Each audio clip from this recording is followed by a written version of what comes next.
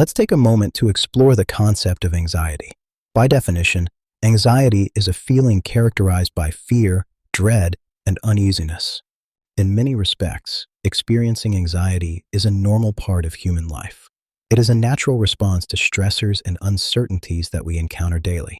When we feel anxious, often what we need most is to take a few deep breaths. By increasing the supply of oxygen to our brains, we can alleviate that uncomfortable sensation and restore a sense of calm.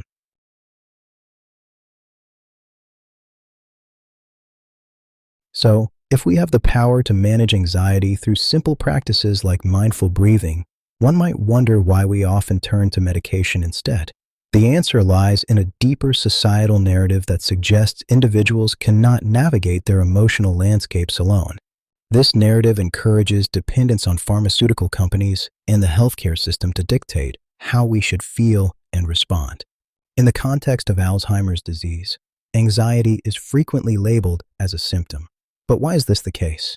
Why do we overlook anxiety as a separate, distinct issue? If we were to consider anxiety independently, our approach to treatment would dramatically change. We wouldn't necessarily gravitate toward the same medications. We might not engage in the same activities, and we would likely explore different dietary options.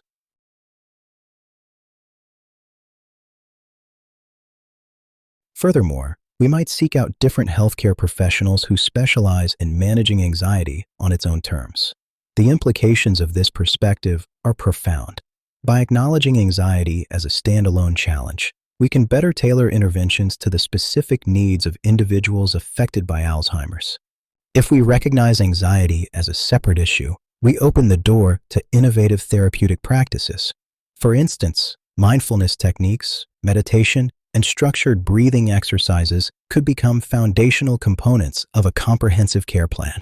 These methods empower individuals to take control of their anxiety, providing them with tools to manage their feelings without solely relying on medications.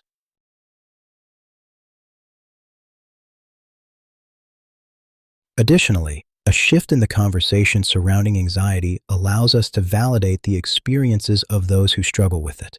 Instead of relegating anxiety to the background, we can bring it into the foreground, giving it the attention it deserves. This not only fosters a more personalized approach to care, but also creates space for individuals to explore what works best for them. So what is your answer? How can we move forward in addressing anxiety, particularly in individuals with Alzheimer's? It begins with fostering an environment that values personal agency. We must advocate for an integrated approach that includes both medication and non-pharmaceutical interventions, thereby allowing individuals to make informed choices about their mental and emotional health.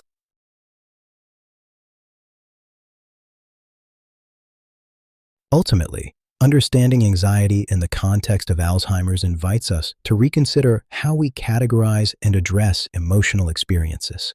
By recognizing anxiety as a significant aspect of the Alzheimer's journey, we empower individuals to seek the help they need, whether through medication, meditation, or a combination of approaches. In doing so, we lay the groundwork for a more holistic and effective understanding of mental health, one that prioritizes the individual's experience and fosters a sense of agency amidst the challenges of Alzheimer's.